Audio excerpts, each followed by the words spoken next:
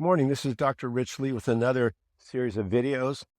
Previously, you heard me speak about biohacking and big pharma, about things you can do to reduce the risk of breast cancer, including a couple supplements, namely one called DIM, another one called berberine.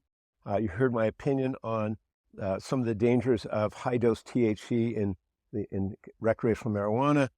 Again, I'm filming this from my grandfather's property and house he built in the middle of Mendocino County. He was a prominent physician and had a very strong ego, bragged about how many offspring he had. Well, we always wondered why that was. We figured that he probably had an abundance of testosterone. Oh, and look at this mug that was left here. This is actually a mug from a drug company that's selling a form of testosterone you put on your skin. What is it about testosterone? I think it's been very overrated lately. People think it's the one hormone that can make you sexy and manly and what have you, but there's more to it.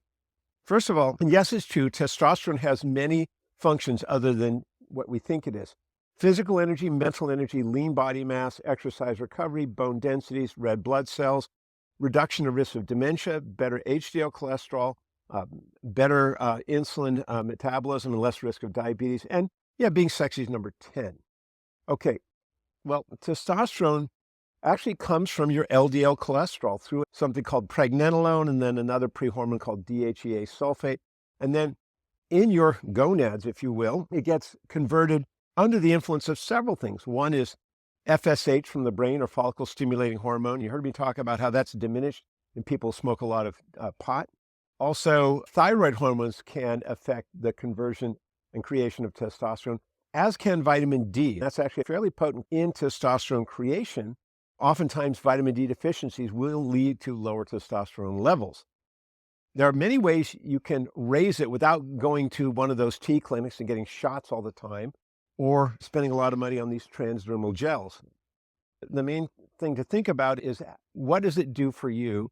There's so many things in terms of health and healing that would be beneficial. Like I said, it's not the only hormone, and you need to be aware of the fact that you may have a lot of testosterone, but it could be held hostage by a protein called sex hormone binding globulin. As the name implies, it grabs onto the hormones, whether it's testosterone or estrogen, and holds them hostage so they're not available to do their job. Sex hormone binding globulin is elevated during times of stress.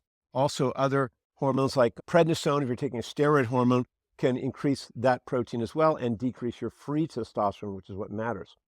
Testosterone in its native form often can be converted to something called DHT, dihydrotestosterone, which is associated with hair loss in men, especially those who have the genes that make them susceptible.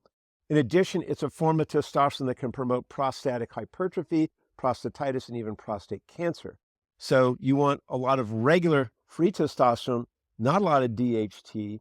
And one way to help prevent that from happening is a supplement I mentioned earlier for preventing the risk of breast cancer, known as DIM. So if you want more testosterone, you don't have to go out and get shots. Simply make sure your vitamin D intake is adequate. Make sure that your LDL cholesterol is not so low that you have no supply to make it. In some cases, you can supplement with DHEA to increase the pre-hormone that your body converts into testosterone, and avoiding stress and not smoking too much pot. So that's the tale of testosterone. Hopefully you have enough and not too much, and you make the best of it.